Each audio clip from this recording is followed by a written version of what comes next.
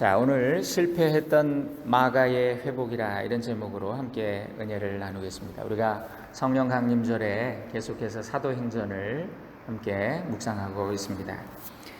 바울과 바나바가 1차 전도 여행에서 돌아왔을 때 안디옥 교회에 거짓 교사들이 나타나죠. 예루살렘으로부터 내려온 무리들이 그들은 율법과 할례를 받아야 된다. 예수님도 유대인 출신이야. 그러면서 거짓 가르침을 퍼뜨려서 교회를 혼란케 했다. 그래서 예루살렘에다가 청원을 해서 사도들의 의견을 함께 듣고 결정에 따르겠다. 이렇게 해서 이제 예루살렘 공의회가 열리게 되지요. 이방인들에게 율법의 멍에를 메우지 말자. 그렇게 결론이 났어요. 대신 기본적인 것만 지키게 하자. 그렇게 편지하고 모든 문제가 일단락이 되었습니다. 바울과 바나바는 안디옥에서 이제 다시 돌아와 말씀을 전한 후에 바울이 제안을 합니다. 우리가 1차 전도 여행에서 세워놨던 교회들, 성도들을 문안하면서 다시 한번 가서 살펴봅시다. 그렇게 2차 전도 여행을 계획을 세웁니다. 그런데 문제가 생겼어요. 바나바는 마가를 데리고 가자. 그렇게 얘기합니다. 그랬더니 바울이 아주 극구 반대를 하는 거예요. 오늘 말씀입니다. 37절에 바나바는 마가라 하는 요한도 데리고 가고자 하나 바울은 밤빌리아에서 자기들을 떠나 함께 일하러 가지 아니한 자를 데리고 가는 것이 옳지 않다 하여 서로 심히 다투어 피차 갈라서니 이렇게 됐어요. 바울은 대쪽 같은 그런 분이에요. 아주 철저한 분이에요. 원칙주의자예요. 반면에 바나바는 부드럽고 또 포용하는 그런 사람입니다. 어떤 게 옳다라고 말할 수 없어요. 교회는 두 일꾼이 다 필요해요. 바울 같은 사람만 있으면 누가 붙어나겠습니까? 진짜 용사들 몇몇 남겠지요. 그러나 바나바와 같은 사람이 있어야 되고 또 바나바와 같은 지도자들만 있다면 교회가 질서를 바로 세울 수 없을 것입니다. 자, 그래서 바나바는 마가를 데리고 구브로로 처음에 갔던 그 여정을 따라서 갔습니다. 바울은 실라라고 하는 새로운 파트너를 택하고 함께 수리아와 길리기아로 갔다. 여러분들이 보신 방향에서 여기가 팔레스타인이면요, 여기서 위쪽이 시리아, 바울이 육로를 통해서 갔고요. 그 다음에 이쪽에 구브로, 사이프러스 섬으로 이제 마가를 데리고 바나바가 출발을 했습니다. 이 사건이 중요한 것은 안디옥 교회의 최고의 콤비였잖아요. 바울과 바나바. 이 두 동역자가 심하게 다퉈요. 그리고 피차 갈라섰다 그래요. 이런 일의 그 중심에 원인이 되었던 사람이 마가라는 거예요. 그래서 우리가 이 일을 주목하게 됩니다. 오늘 이 마가라는 사람에 대해서 잠깐 알아보려고 합니다. 이 마가를 잘 살펴보면요, 사람의 만남을 통해서 역사하시는 하나님의 섭리를 우리가 발견하게 됩니다. 이 마가는요, 이름이 두 개예요. 마가 요한이라 이렇게 불렸어요. 그러니까 마가는 헬라식 이름, 그리스식 이름이고요. 요한은 히브리식 이름이에요. 그러니까 우리 미국 이민자들은 한국 이름으로 써도 문제는 없지만 예전에 초창기에 오신 분들은 한국 이름이 워낙 발음이 어렵고 그러니까 미국 이름을 같이 썼어요. 그래서 이름 두 가지를 사용하는 게 우리는 아주 익숙해요. 이런 문화를 우리가 쉽게 이해할 수 있어요. 바울도 히브리식 이름은 사울이에요. 그런데 헬라식 이름 바울이라고 하는 이름을 사용한 것은 자기가 전도하는 일을 하기 위해서, 하나님의 선교에 도움되기 위해서 바울이라는 이름을 사용한 거죠. 또 바나바도 마찬가지입니다. 바나바는 원래 유대식 이름으로는 요셉이에요. 요셉 바나바라 그렇게 불렸는데 바나바라는 이름을 주로 사용하게 되죠. 이 마가 요한은 바나바의 사촌 동생, 이 한국어 성경에 보니까 바나바의 생질이다. 요즘 잘 안 쓰는 말이지만 제가 우리 경상도 지역에 가서 우리 고모님들 얘기하는 거 들어보니까 질부야 이러면서 그 생질 이 말을 잘 쓰더라고. 조카라는 뜻이에요. 그런데 원문에 따르면 이 단어를 원문으로 번역하면 사촌이라는 뜻이라는 거예요. 근데 이거는 별로 중요하지 않은 것 같아요. 여러분, 서양 문화는 촌수를 잘 구분하지 않지요. 그래서 영어로 엉클 그러면 뭐 삼촌도 되고 아저씨도 되고 고모부도 되고, 그죠? 이모부도 되고. 우리처럼 분명하게 구별하지는 않아요. 그러니까 정확한 촌수를 알 수는 없어요. 그렇지만 바나바가 마가에게 사촌 큰 형님이나 나이 차이가 좀 있으니까, 아니면 뭐 삼촌 정도 되는 그런 친족 관계였다는 거예요. 그리고 마가도 바나바와 마찬가지, 바나바는 구브로 출신이라 그랬죠. 사이프러스 출신이라 그랬죠. 그러니까 같은 동향의 이민자, 친족, 가까운 사이예요. 그래서 학자들은 바나바와 마가의 집안이 이제 이민을 갔다가 그곳에서 크게 성공을 해서 성공한 후에 타향살이 그만두고 이제 고향으로 가야 되겠다. 그래서 그 재산을 정리하고 예루살렘으로 이주해서 역이민을 와서 부유하게 살던 그런 집안이었을 것이다. 그렇게 결론을 내립니다. 마가는 그 어머니가 마리아라는 분인데, 마리아가 많이 나오죠. 근데 마가의 어머니 이름도 마리아예요. 근데 실제로 부자였어요. 예루살렘에 집이 있었는데 그 집에 120명의 문도가 모여서 기도할 만큼 그렇게 넓은 공간이 그 집에 있었다는 거예요. 다 다락방이라 그러는데 그런 홀이 있었던, 그리고 종들도 많이 있었던 그런, 바나바도 또 부자예요. 이 집안이 아주 좋은 집안인가 봐요. 사도행전 초반에 보면 바나바가 땅을 팔아서 교회에 헌금했다, 그런 기사가 나옵니다. 그러니까 이 마가를 생각해 보면 부유한 집안에서 모태신앙으로 태어난 거예요. 그러니까 우리식으로 말하면 강남에 아주 착한 오렌지족, 뭐 요 정도로 우리가 이렇게 표현해 볼 수 있지 않을까요? 교회는 잘 다녀요. 그런데 아직 고생해보지 못하고 헌신하지 못하는 그런 소심한 청년, 뭐 대충 그런 느낌으로 이해하시면 비슷해요. 마가복음에 보면, 마가가 썼지요, 다른 복음에 나오지 않는 한 특별한 에피소드가 나옵니다. 예수님이 체포되셨을 때 제자들이 다 예수님 버리고 도망갔어요. 근데 늦은 밤에 그때 한 청년이 벗은 몸에 배에 혼입을 두르고 예수를 따라갔다. 그리고 무리에게 잡혔는데 그는 너무나 놀라고 무서워서 그 혼이불을 벗어던지고 알몸으로 도망을 쳤다. 그런 이야기가 나와요. 그 한 두세 절 되는 구절이에요. 그런데 학자들이, 성경학자들이 연구하다가 마가가 왜 별로 중요해 보이지도 않는 이 이야기를 여기다가 삽입해서 집어넣었을까? 성경에 기록했을까? 그 연구를 해보니까 이 청년이 누구냐? 마가 자신이었다는 거예요. 마가는 지금 자기 집에서 저녁 만찬을 라스트 서퍼라 그러잖아요. 마지막 만찬을 하시고 예수님의 일행들이 나갔는데 말이죠. 갑자기 종이 뛰어오더니 예수님이 잡혀가셨어요 그러는 거예요. 그러니까 자다가 놀래가지고 옷 입을 겨를도 없잖아요. 그러니까 그 혼입을, 잠옷을 챙겨 입고 막 쫓아나간 거예요. 그랬다가 자신도 붙잡히게 되니까 너무 놀래가지고 그 이불을 벗어던지고 알몸으로 도망을 쳤다. 마가는 슬그머니 이 이야기를 끼워 넣음으로써 자신의 부끄러운 과거를 고백하는 거예요. 그가 얼마나 겁이 많고 소심했는지를 보여주는 사건이죠. 그러니까 처음부터 믿음의 용사로 태어나는 사람은 없어요.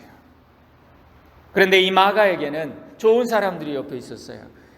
우리가 정말 믿음의 부모를 가지고, 믿음의 친척을 가지고 믿음의 영향력을 받을 수 있다는 것은 참 행복입니다.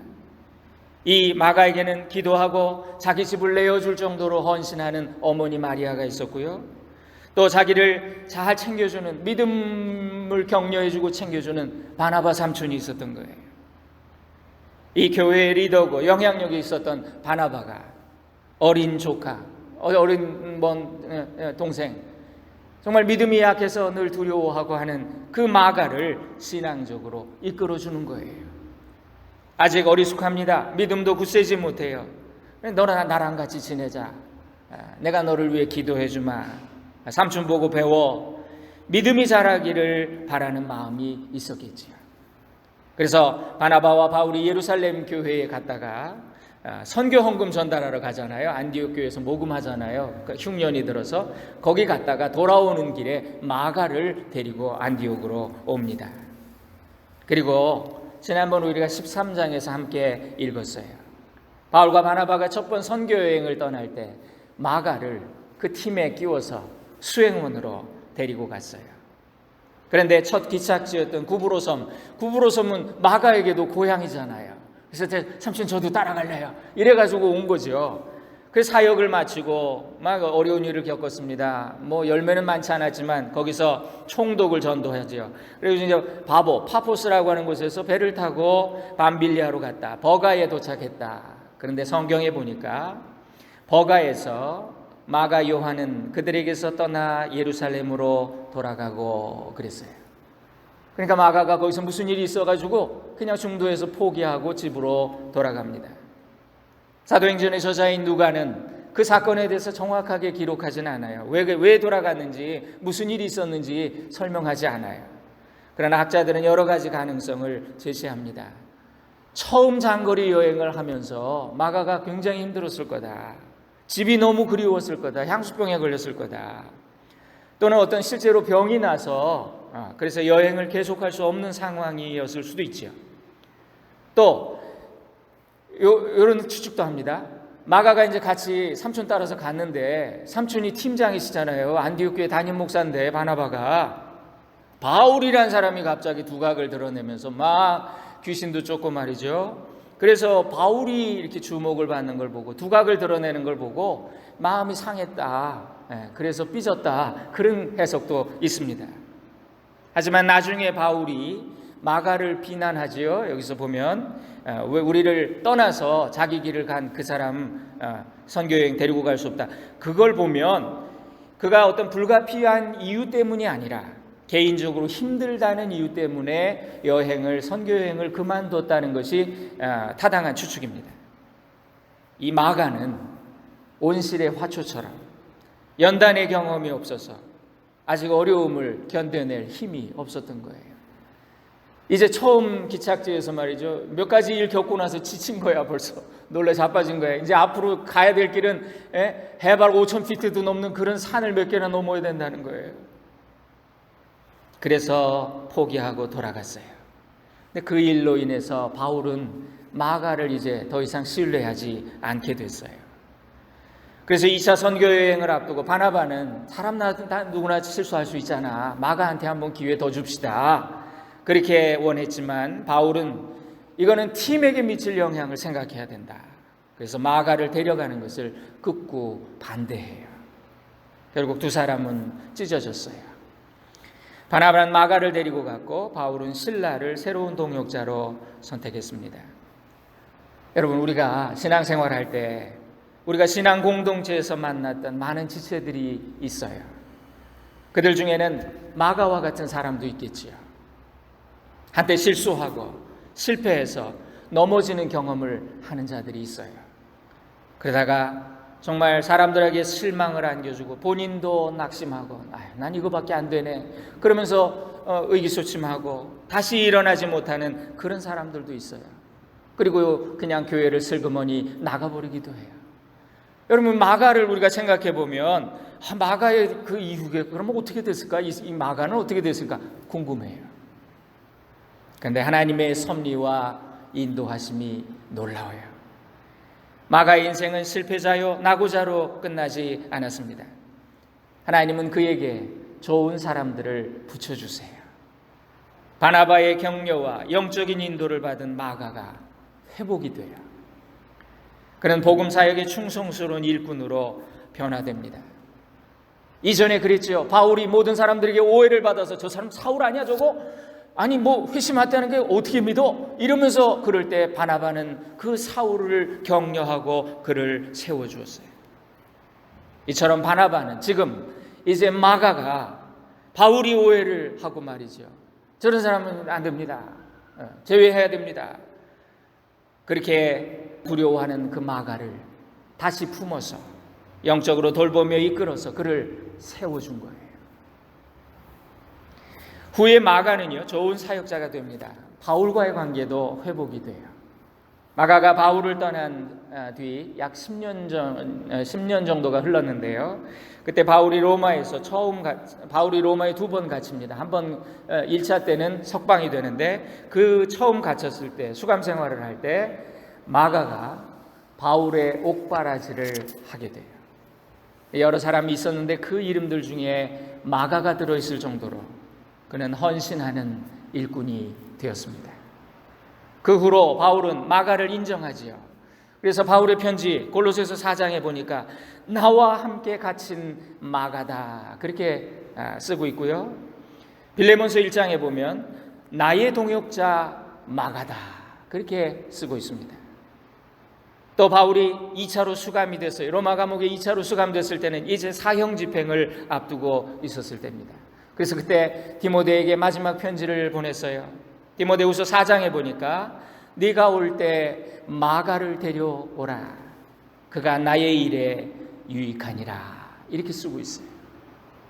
그러니까 그렇게 말할 정도로 바울한테도 다시 인정받고 신실한 사역자가 됐다는 거예요. 또 이 마가는요, 베드로하고 긴밀한 관계에 있었습니다. 베드로의 영향을 많이 받았어요. 그러니까 마가가 회복됨에 있어서 베드로의 역할이 컸습니다.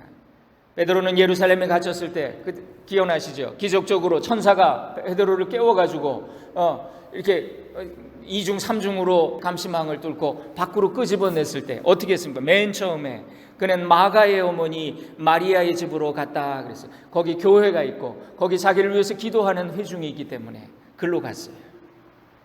마가는 베드로의 제자가 됩니다. 베드로는 마가를 가리켜서 베드로전서 5장에 보니까 내 아들 마가다 이렇게 말해요.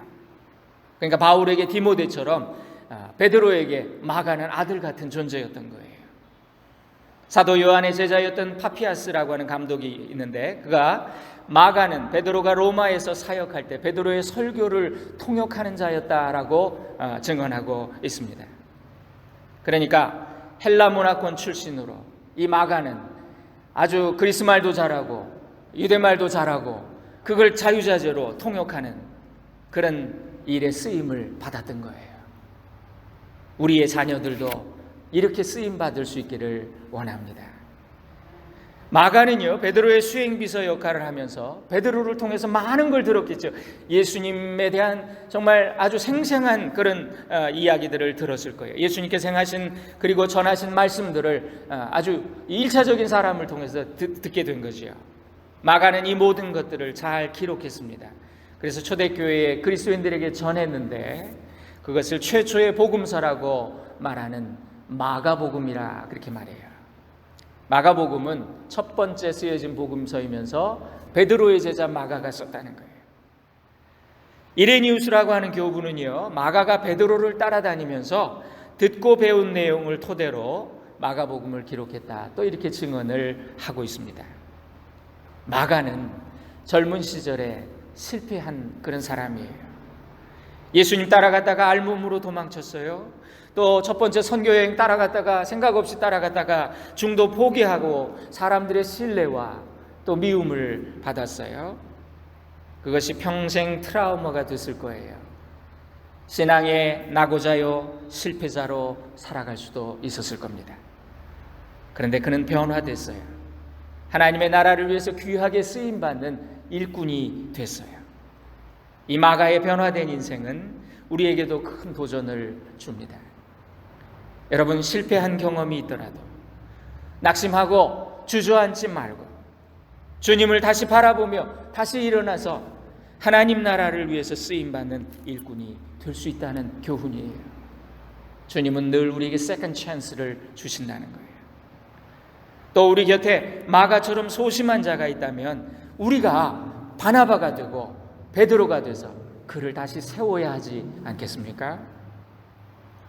마가는 예수님 잡혀가실 때 자기가 두려워서 알몸으로 도망했던 자였는데 그 사실은 자기만 알고 있어요. 그런데 그 부끄러운 고백을 마가복음에 슬쩍 끼워넣고 그 이외에도 바울과 바나바를 비롯한 동역자들에게 실망과 상처를 안겨준 자기의 그 흑역사, 과거를 생각하면서 그렇게 정말 절망할 수도 있었지만 믿음 안에서 회복돼서 주님의 은혜로 회복돼서 신약 성경 최초의 복음서인 마가복음의 저자가 됐다. 여러분, 마가는 주님의 사역자로 사용되기에는 부끄러운 사람이에요. 그러나 주님이 그를 쓰셨을 때 그는 위대한 일꾼으로 기억되게 됩니다. 사랑하는 여러분, 예수님을 끝까지 따라가는 일은요, 우리 인간적인 의지로 되지 않아요. 제자들은 뭐라 그랬습니까? 주여, 저는 아니지요. 뭐 그런 일이 있어요? 누가 주님을 넘겨요? 저는 아니지요. 다 그러고, 베드로는 뭐라 그랬어요? 다 버릴지라도 나는 주와 함께 하겠나이다. 주를 위하여 죽는 자리라도 따라가겠나이다. 호언장담했어요. 그러나 부끄럽게 도망가고 비겁하게 침묵하고, 그것이 인간의 나약한 본성이고 죄된 본성이에요. 그러나 하나님이 고치시지 못할 영혼은 없어요. 성령님이 만져주시면 회복됩니다. 하나님은 위대한 토기장이세요. 주님은 언제나 초라한 재료를 가지고 아름다운 그릇을 만드시는 그런 위대한 분. 돌들로도 아브라함의 자손 만드실 수 있어요. 하나님은 마른 막대기도 그분이 붙드시면 모세의 능력 있는 지팡이가 돼요. 하나님이 은혜를 주시면 바나바를 붙여주시고 베드로를 붙여주시고, 하나님이 은혜를 베푸시면 나약한 비겁자가 마가와 같은 이가 강한 용사로 거듭날 수 있다는 거예요. 어느 경매장에서 낡은 바이올린 하나가 경매에 나왔어요. 진행자가 말합니다. 다음 경매는 바이올린입니다. 보기에도 상태가 별로네요. 50불부터 시작하겠습니다. 70불, 100불, 100불 나왔습니다. 더 없습니까? 아무도 대답하지 않는 그때 한 노신사가 저기요 하면서 앞으로 나오는 거예요. 그리고 이 바이올린을 보더니 이렇게 말합니다. 사랑하는 아들아, 참으로 오랜만에 너를 만지는구나.